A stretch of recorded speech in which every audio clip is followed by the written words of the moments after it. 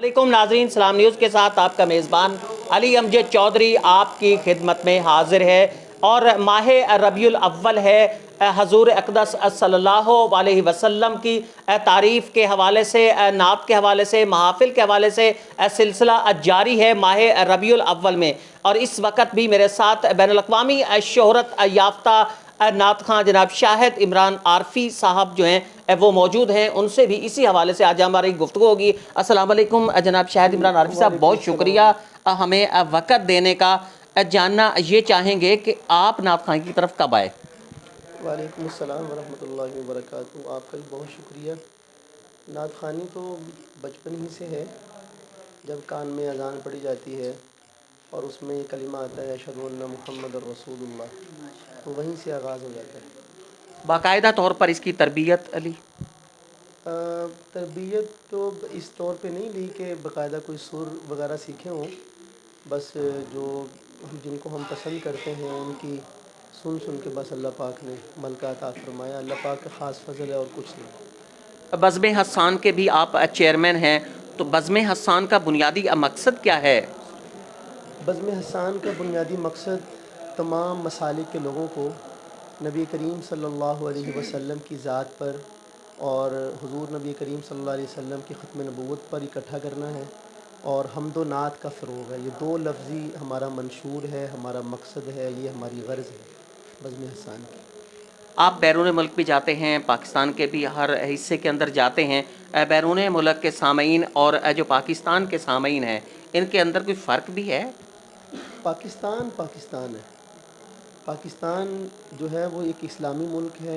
यहाँ के लोगों की जो सोच है वो इस्लामी सोच है। यहाँ के लोगों का जो रहन सहन है वो इस्लाम के मुताबिक है।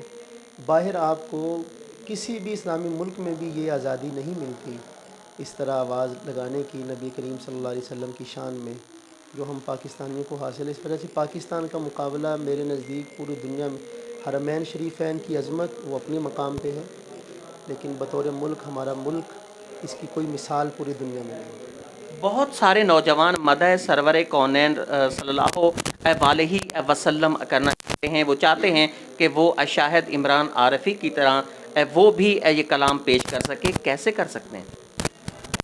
उनसे मेरी यही दरख्वास्त होगी कि वो अपने इलाके के उलमाए कराम की सरपरस्ती में चलें और जो इस वक्त के गुज़रने के साथ साथ इस फील्ड के अंदर जो कबाहतें पैदा हो रही हैं उनसे दूर रहकर खालिसतन हम्दो नात के लिए अपने आप को वक्फ़ करें, तो इंशाअल्लाह ताला अल्लाह पाक उनको ज़रूर तरक्की अता फरमाए। बज़्म हस्सान के इस हवाले से कोई तरबियती कोर्स या कोई एकेडमी इस तरह की?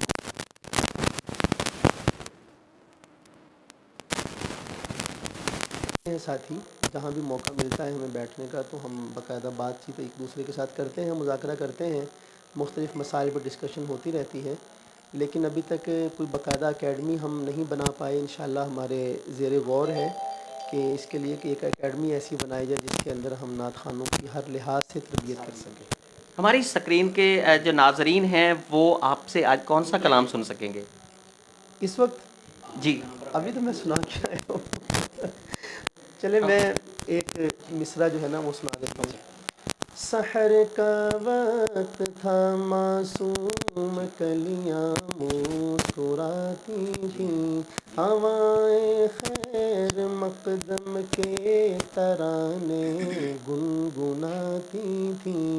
अभी जिब्रील उतरे भी न थे काबे के मिंबर से कि इतने में सदा आई है अब्दुल्लाह के घर से।